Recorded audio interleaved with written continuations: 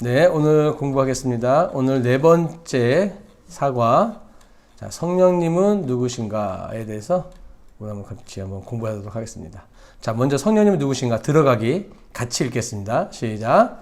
크리스천 치고 성령님을 언급하지 않는 이가 없습니다만 성령님께서 어떤 분이신지 정확하게 알고 있는 사람은 그리 흔치 않습니다.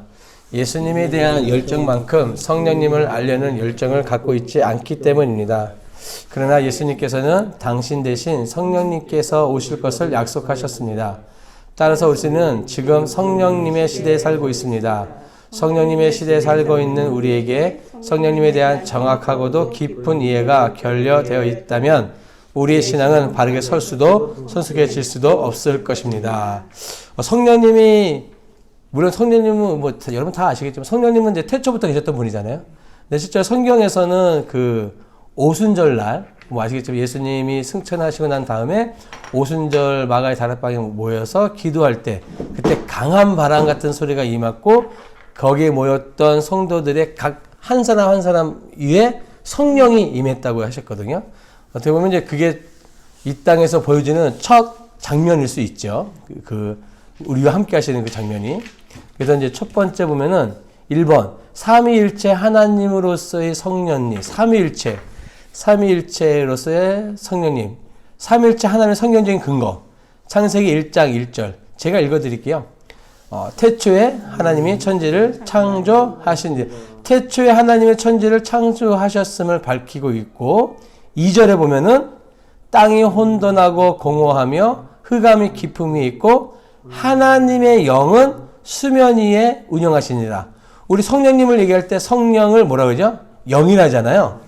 그러니까 지금 이 하나님의 영이라는 것은 뭘 말하는 거예요? 성령님도 천지 창조할 때 같이 계셨다라는 거예요. 그러니까 2000년 전에 오순절에 임했던 그 성령님이 그 순간에만 있었던 것이 아니라 태초부터 성령님은 하나님과 함께 하셨다는 거죠. 뭐 더 정확한 걸 보면 요한복음 1장 1절에서 13절을 보면 태초에 말씀이 계시니라 이 말씀이 하나님과 함께 계셨으니 이 말씀은 곧 하나님이시라. 그가 태초에 하나님과 함께 계셨고 만물이 그로 말미암아 지은 바 되었으니 지은 것이 하나도 그가 없이는 된 것이 없느니라. 그래서 요한복음 1장 14절에 보면은 말씀이 육신이 되어 우리 가운데 거하심에 우리가 그의 영광을 보니 아버지의 독생자의 영광이요 은혜와 진리가 충만하더라. 그러니까 태초에 말씀이 계셨는데 그 말씀이 누구예요? 하나님이시고 이 말씀이 육신을 입고 이 땅에 오셨는데 그분이 성자이신 예수님이시라고 증거하고 있고 성자 예수님, 성령님께서는 어느 날 갑자기 나타나신 분이 아니라 이미 태초부터 성부 하나님과 함께 계셨다는 것이죠. 그래서 가장 좋은 증거는 1장 26절 창세기. 요게 가장 태초에 하나님이 성령님과 예수님과 함께 계셨다는 거죠. 1장 26절인데 하나님이 이르시되 우리의 형상을 따라 우리의 모양대로 우리가 사람을 만들고 그들로 바다의 물고기와 하늘의 새와 가축과 온 땅과 땅에 기는 모든 것을 다스리게 하자 하시고 그러니까 우리가 천지창조를 생각하면 하나님만 생각하는데 지금 여기 보니까 우리라는 복수를 사용하고 있단 말이죠. 그 우리의 형상을 따라하니까 거기 여기서 말하는 우리는 하나님, 예수님, 성령님 이 삼위일체 한 분을 말씀하시는 거죠. 그 다음에 두 번째로 삼위일체 하나님의 특성. 이 삼위일체의 특성.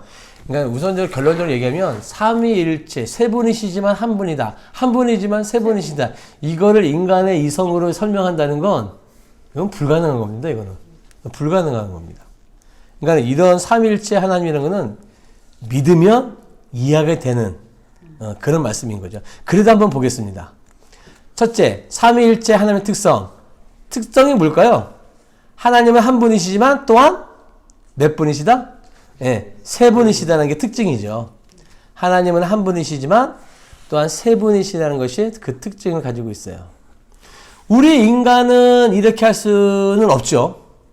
인간은 장소에 따라서 각각 역할을 행하는 것을 보게 되죠. 가정에서는 아빠, 뭐 집사님 같은 경우 회사에서는 뭐 간호사로, 그렇죠? 교회에서는 집사로. 저 같은 경우는 교회에서는 목사, 뭐 가정에서는 아빠, 아내에게는 남편. 이렇게 사람은 역할에 따라서 사람을 진행할 수는 있지만, 그러니까 이것은 내게 맡겨진 일에 충실할 때만 그런 거죠. 내가 아빠일 때는 직장에서는 내가 일하고 있는 게 아니잖아요. 간호사가 아니잖아요. 만약에 하나님이 한 분으로만 존재한다면, 여러분, 한번 생각해 보세요. 하나님이 만약에 한 분으로만 존재한다면, 예수님이 이 땅에서 33년 계시는 동안에 어떻게 되는 걸까요? 하나님 한 분이 아니야. 세 분이 아니라 그냥 한 분이야. 이 우주를 운행하실 분이 없으신 거예요. 그러니까 어떻게 보면 그건 인간인 거죠. 나는 요 역할을 하면 여기에는 내가 없는 거예요. 근데 삼위일체는 한 분이시지만 세 분이라는 것은 예수님이 33년 동안에 이 땅에 계시는 동안에 하나님은 천지창조를 운행하고 계셨다는 거죠. 그렇죠? 하나님과 성령님은 각각 다른 사역을 하고 계셨다라는 거예요. 그리고 이제 우리 삼위일체 하나님을 보여주는 말씀 마태복음 3장 16절과 17절인데요. 우선 지금 우리 이번 삼위일체 하는 특성을 하고 있는데 마태복음 3장 16절 17절 예수께서 세례를 받으시고 곧 물에서 올라오실새 하늘이 열리고 하나님의 성령이 비둘기같이 내렸고 그 다음에 17절에 하늘로부터 소리가 있어 말씀하시되 이는 내 사랑하는 아들이요 내 기뻐하는 자라. 그러니까 여기 지금 세 분이 다 계시는 거죠. 예수님이 계시고 성령의 비둘기가 내리고 하늘에서는 하나님이 말씀하시고, 그러니까 세 분이신 것이 지금 계속 보이는 거예요. 육신을 입고 오신 예수님, 비둘기처럼 임하고 계시는 성령님, 하늘에서 말씀하고 계시는 성부 하나님, 동시에 각각 다른 사역을 담당하고 계신 거죠. 그러니까 우리 집사님 말씀하신 것처럼 아주 정답으로 말씀하신 거죠.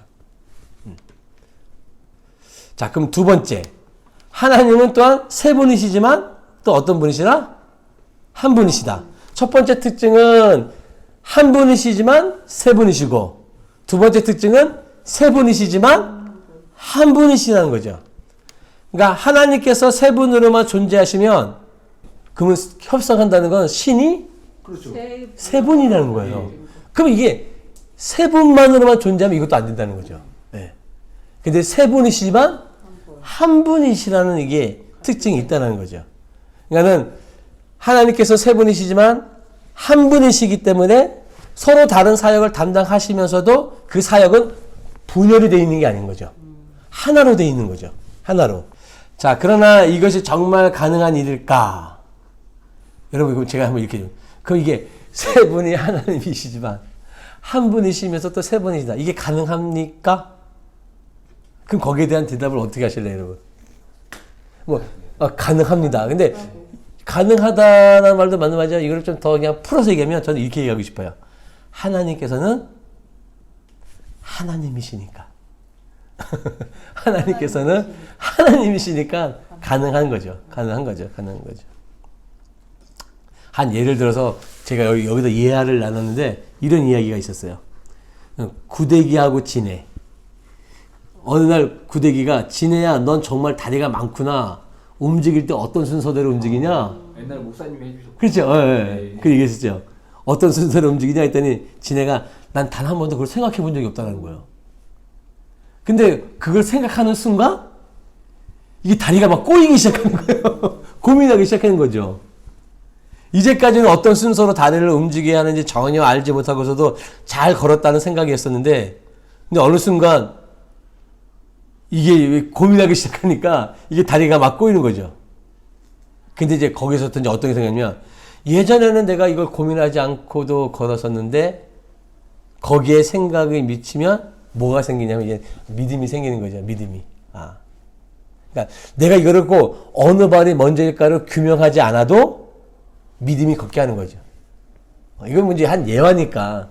마찬가지로 삼위일체는 것도 내가 그 삼위일체를 어떤 방법으로 과학적으로 규명이 아니라 믿으면 알게 되는 거죠.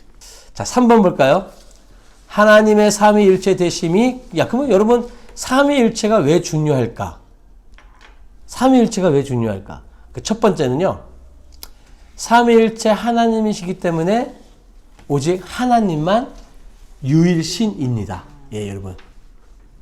오직 삼위일체 하나님이시기 때문에 오직 하나님만 유일신입니다. 다시 말해서 하나님이 유일신이라는 개념은요. 하나님은 제한된 분이 아니라는 거죠. 우주 만물을 주관하시는 유일신이라는 거예요. 바다에 신이 있는 게 아니라 땅에 신이 있는 게 아니라 태양에 신이 있는 게 아니라 하나님은 이 모든 만물을 다 다스리시는 유일신 한 분이시라는 거죠. 근데 뭐 우리가 알고 있듯이 그런 하나님이 아닌 다른 신을 믿는 사람들은 뭐 바다에 가면 바다의 신이 있고, 그렇죠. 산에 가면 산의 신이 있고, 예. 뭐 태양 신이 있고, 다르면 태양 신이 있고. 그러니까 각각의 신들을 섬기는. 근데 우리 하나님은 그 삼위일체가 되심이 왜 중요하냐면 이 모든 것의 하나이신 유일신 하나님이시라는 거죠. 그리고 두 번째는요. 호칭에 대해서도 여러분 걱정할 필요는 없어요. 내가 하나님의 이름을 불러야 되는지 예수님의 이름을 불러야 되는지 기도할 때 성령님의 이름을 불러야 되는지 왜 고민하지 않아도 됩니까? 정답. 네, 맞습니다. 예. 세 분은 곧 한 분이시니까 내가 하나님을 부른다고 해서 예수님과 성령님이 배제되는 게 아니고 예수님을 부른다고 해서 하나님과 성령님이 배제되는 게 아니니까 한 분이시기 때문에 호칭에 대해서는 여러분 고민하실 필요가 전혀 없습니다. 자, 그 다음에 이제 우리 크게 2번을 한번 볼까요? 성령님에 대한 예수님의 설명. 그러니까 예수님이 성령님에 대해서 어떻게 설명하고 계신지 한번 좀 보겠습니다. 성령님의 호칭을 뭐라고 말씀하시는지 첫 번째는요. 보혜사로 소개하고 있습니다, 여러분. 이 보혜사라는 뜻은요. 위로자고 돕는 자라는 뜻을 가지고 있어요. 그러니까 예수님이 성령님을 소개할 때 성령님은 뭐 하시는 분이라? 돕는 자고 위로자가 되어주신다는 거예요. 근데 여러분 여기서 중요한 거, 여러분 지사님 그런 말 들어보셨죠? 우리 예수님 믿을 때 인격적으로 예수님을 만나야 된다. 그건 어떤 표현을 말하는 거예요? 인격적으로 예수님을 만나야, 성령님을 만나야 된다는 거는. 그 사람을 인격체로 여기고 있다는 거예요. 인격체로. 이 하나님의 입장에서 집사님 말한 것처럼 A와 B를 그렇게 뭔가 주고 내 마음에 주고 이런 관계 형성 자체가 뭐냐면 그 사람을 인격체로 지금 인정하고 있다는 거죠. 우리가 지금 내가 집사님과 이렇게 얘기 나누는 것 자체가 내가 그 여러분들을 지금 인격으로 대하고 있기 때문에 지금 얘기를 나누는 거잖아요. 성령님을 그렇게 우리가 대해야 된다는 거예요. 그러면 어떤 방법이냐? 예전에 조용기 목사님이 그런 간증을 들어본 적 있어요. 택시 탈 때도 성령님 먼저 타시죠. 인격체로 먼저 대하는 거예요. 근데 밥을 먹을 때도 세 식구인데 숟가락 하나 더 넣는 거지. 성령님 같이 식사하시죠. 뭐 그 정도까지는요. 근데 그분은 그 성령님을 인격체로 인정하기 위해서 그렇게까지 행동했다라는 거예요. 그건 뭐냐면 내 옆에 정말 사람 뭐 인격체로 계시다고 여긴다는 거죠. 그러니까 목사님도 세배했다고 그랬어요. 그런 식으로. 그러니까 여러분들은 어떠세요? 성령님을 그 정도로 인정하냐 이거죠. 아침에 일어날 때 하나님 성령님 감사합니다. 밤새 나를 지켜주셔서 감사합니다. 운전대를 잡을 때도 하나님 운전대 함께 잡아주십시오. 이게 바로 인격체라는 거예요. 하나님 인격체를 만난다는 거죠. 이렇게 인격체로 성령을 만난 사람하고 그렇지 않은 사람은요. 이거 하늘과 땅 차이예요. 정말로. 믿는 건 믿는 건데 다르다는 거죠. 자, 두 번째는요. 예수님이 성령에 대해서 어떻게 얘기하시냐? 진리의 영으로 소개하고 계십니다. 예. 성령님의 호칭을 이제 두 번째인데 진리의 영으로 소개하고 계세요. 요한복음 14장 17절입니다. 요한복음 14장 17절. 그는 진리의 영이라 세상은 능히 그를 받지 못하나니 이는 그를 보지도 못하고 알지도 못합니다. 그러나 너희는 이를 아나니 그는 너희와 함께 거하시며 또 너희 속에 계시겠습니다. 그러니까 성령님의 진리로 소개된 것은 그분은 거짓과 함께 하시지 않는다라는 걸 말하는 거겠죠. 네. 그래서 성령님과 아까 인격체로 만나서 깊이 교제하는 사람은요, 그 삶에 항상 뭐가 드러나겠어요? 거짓이 아닌 진리, 참, 진리가 드러나겠죠. 당연한 거예요. 진리이신 영이 내 안에 계시면 그 진리, 성령님은 진리이시기 때문에 내 안에 거짓이 있다는 것은 뭐 하는 거예요? 그 성령님은 아직 나를 인격체로 만나지 못하고 있다는 거죠. 그래서 이제 큰 두 번째, 성령님의 역할. 성령님의 역할을 몇 개 말씀드릴 때, 첫 번째는요, 내 안에 계신 성령님이 말씀을 가르치시고 생각나게 하십니다. 요한복음 14장 26절.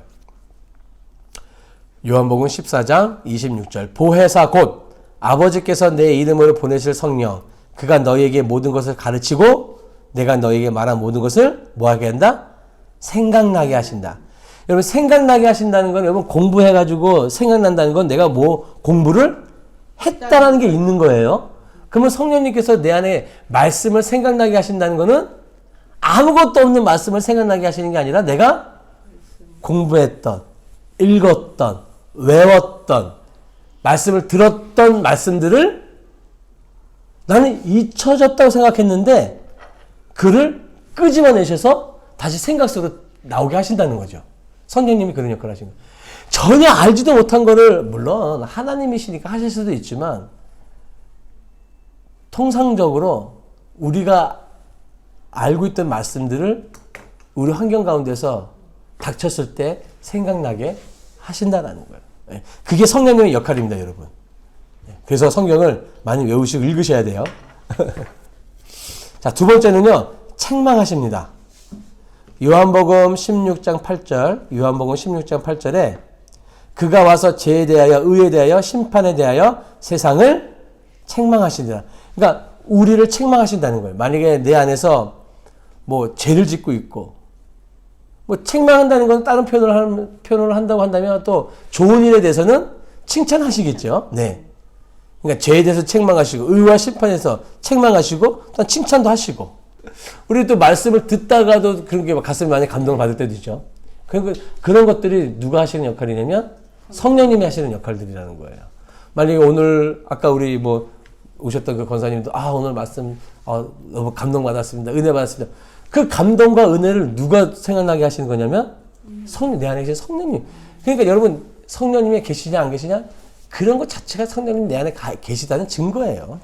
예. 그다음 세 번째는요, 진리 가운데로 인도하십니다. 성령님은 요한복음 16장 13절이에요.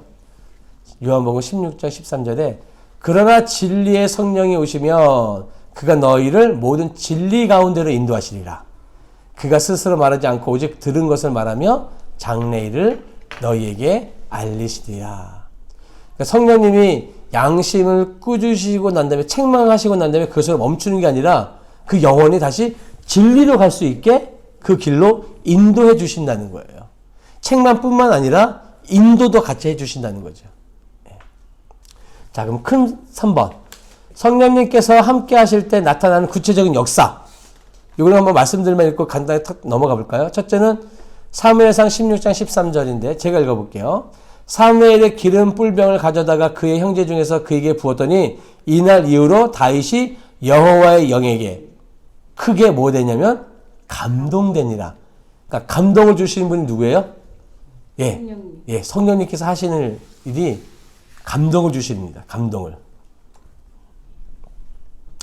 그 다음에 두 번째, 창세기 41장 38절과 역대하 36장 22절에서 23절인데 제가 한번 읽어볼게요. 먼저 창세기. 바로가 그의 신하들에게 이르되 이와 같이 하나님의 영에 감동된 사람을 우리가 어찌 찾을 수 있으리요? 이렇게 얘기했어요. 그러니까 하나님의 영이 하시는 일이 감동이거든요. 그런데 역대하 36장에도 바사의 고레스 왕 원년에 여호와께서 예레미야의 입으로 하신 말씀을 이루시려고 여호와께서 바사의 고레스 왕의 마음을 감동시키시매.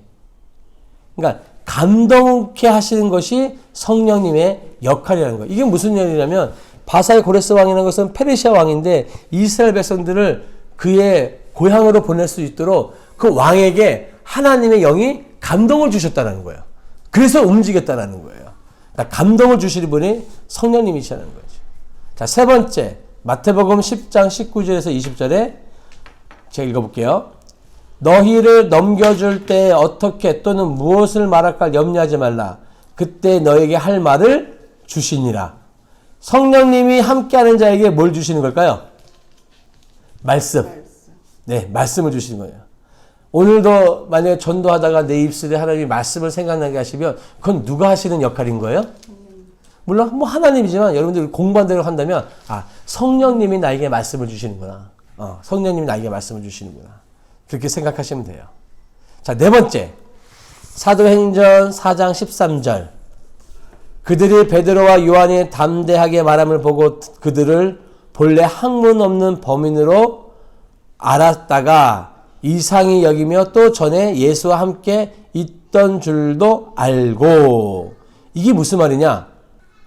성령님께서도 아까 이게 3번하고도 같은 말인데 말씀을 주신다는 거예요. 이 말씀도 같이. 베드로와 요한에게 담대하게 말함을 보고, 그러니까 그들에게 담대하게 말할 수 있는 말씀을 성령님이 주신다는 거죠. 자, 그 다음에 5번 볼게요. 사도행전 9장 31절. 그리하여 온 유대와 갈릴리와 사마리아 교회가 평안하여 든든히 서가고 주를 경외함과 성령의 위로를 진행하여. 수가 더 많아지라. 자, 성령님이 함께하는 자에게 또 주시는 게 뭐예요? 위로입니다. 위로. 자, 6번. 로마서 5장 5절에 성령님과 함께하는 자에게 마음속에 무엇이 있느냐? 5장 5절. 소망이 우리를 부끄럽게 하지 아니함은 우리에게 주신 성령으로 말미암아 하나님의 사랑이 우리 마음에 부은 바 됨이라. 이게 뭐예요? 하나님의 사랑. 예. 성령님과 함께하는 사람에게는요, 하나님의 사랑이 부어진다는 거예요. 이거 하나님의 사랑 부어지는 것을 여러분 뭐 누가복음 15장에 있는 돌아온 탕자, 거기서 가장 볼 수 있죠. 아버지는 거기서는 이제 하나님 말씀하시는 거예요. 돌아온 탕자는 누굴 말하는 거예요? 우리를 말하는 거잖아요. 돌아온 탕자가 돌아왔을 때 세상에 방황을 하다가 돌아온 그 아들에게도 아버지의 사랑이 부어지잖아요. 그 부어짐, 사랑의 부어지심이 성령이 함께하는 자들에게는 있다라는 거예요. 네. 그 다음에 7번 볼까요? 로마서 15장 13절. 소망의 하나님이 모든 기쁨과 평강을 믿음 안에서 너에게 충만하게 하사 성령의 능력으로 소망이 넘치게 하신다. 네. 성령님이 함께하는 자에게는요, 뭐예요? 소망이 넘친다는 거예요. 소망이 넘치게 한다는 거는 그 소망은 뭘 말하는 걸까요? 네. 하나님만 바라보게 한다는 거예요. 그 소망이라는 것은 성령님이 내게 소망을 주신다는 것은요, 하나님을 바라본다는 건 뭐예요? 그분이 어떤 뜻을 가지고 있는지, 어떤 비전을 가지고 계시는지, 그것만 바라보게 성령님이 우리를 그렇게 역사하신다는 거죠. 소망을 주신다는 게. 로마서 15장 16절. 자, 성령님과 함께한 자들은 또 어떻게 하냐? 15장 16절. 이 은혜는 곧 나로 이방인을 위하여 그리스도 예수의 일꾼이 되어 하나님의 복음의 제사장 직분을 하게 하사 이방인을 제물로 드리는 것이 성령 안에서 거룩하게 되어 받으실 만한. 그러니까 성령 안에 거하는 자들은 뭐 어떻게 된다? 거룩하게 하신다는 거예요. 네. 이걸 거룩하게 하신다는 건 다른 표현하면 양심의 가책을 느끼게 하신다는 거예요. 성령님이 하시냐. 자, 9번. 고린도후서 3장 17절. 주는 영이시니 주의 영이 계신 곳에는 맞춰봐요. 맞습니다. 예, 맞습니다. 예. 참 자유가 있습니다. 자유함이 있습니다. 이 자유함을 어떻게 설명할 수 있을까요? 예수 믿는 사람들이 자유할 수 있다는 거. 예수 믿는 사람의 자유함이라는 것은 모든 상황에 자유할 수 있다는 거죠. 이 상황이 좋아도 자유할 수 있고 안 좋아도 자유할 수 있다는 거예요. 그게 성령님이 안에 계신 자들의 모습이라는 거죠. 성령님과 함께하는 자들은 갈라디아서 5장 22절에 23절. 오직 성령의 열매는 사랑과 희락과 화평과 오래 참음과 자비와 양성과 충성과 온유와 절제. 뭐예요? 성령님이 함께하는 성령의 열매가 있다는 거예요. 자, 큰 4번. 성령님께서 임하신 성경의 예. 성령님은 언제 임하실까요? 만약에 성경에서는 성령이 임했을 때가 언제 임했었죠? 마가의 다락방에서 뭐 할 때? 기도할 때. 네, 모여서 기도할 때 성령님이 임하셨어요. 인격적으로 그들이 정말 성령을 받아들인 거예요. 그렇다고 성령님이 그 전에 그들과 함께 하지 않으셨던 건 아니잖아요.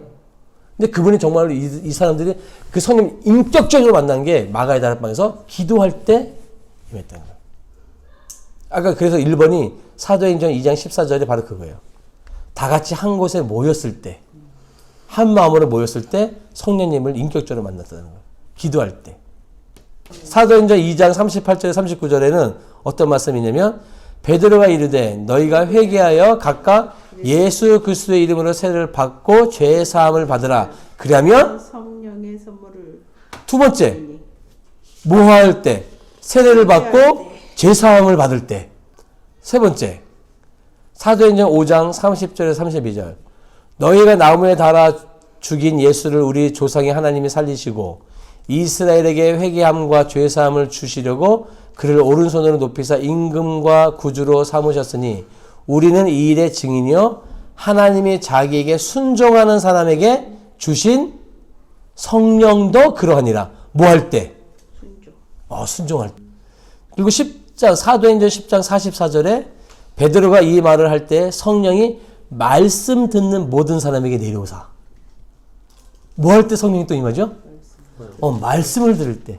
우리 집사님 말씀 드릴 때 그런 뜨겁죠? 그게 이제 성령 내 안에 임하시는 거죠. 말씀을 들을 때. 잘했습니다. 자, 6번. 이제 끝났네요. 6번. 자, 그렇다면 당신의 삶은 이제부터 어떻게 달라져야겠습니까? 우리 한면에서부터 어떻게 달라져야 될까 이제는? 오늘 말씀을 근거로 해서 좀 얘기를 한다면 매일매일 마찬가지지만 항상 성령님이 그 옆에 계시다는 것처럼 이렇게 순간순간 잊어버릴 때도 있는데 항상 의식하려면 제가 원하는 단어를 선택하셔도 맞아요. 항상. 항상이라는 단어. 매일이라는 단어. 성령, 그러니까 우리가 아까 집사님이 우리 집사님도 딱 좋은 예지만 집사님이 그런 순간 어떤 감동받았던 때가 있었잖아요. 그 성령 지금 내가 인격적으로 만난 거잖아요. 그 한 번 임했던 그 성령님은 들락날락 하시는 분은 아니거든요. 근데 그 성령님이 잠잠할 때가 있고 어디 다시 충만할 때가 있거든요. 그러니까 그렇게 잠잠할 때를 안 하기 위해서 매일매일 성령 충만할 수 있도록 깨워야죠. 그러니까 집사님 하는 것처럼 말씀을 들으면서 계속 내 안에 성령이 충만하게 만들어 놔야 된다는 거예요. 한번 감동받은 것으로만 끝내버리면 안 된다는 거죠. 왜냐하면 아까 주일 설교했지만 사탄이 가만두지 않아요. 가만두지 않습니다. 언제 순간이라도 그냥 죄짓게 만들고 음란한 생각 만들게 하고 생각 들어가가지고 언제라도 무너지게 만드는 게 사탄의 역할이에요. 언제까지예요? 집사님 죽을 때까지예요. 아니 무슨 사탄은 성령 한번 받고 나면 멀리 떠납니까? 절대 그렇지 않습니다. 언제라도 공격해서 넘어지게 만들죠. 네, 이렇게 해서 오늘은 성령님에 대해서 우리가 좀 공부를 했습니다.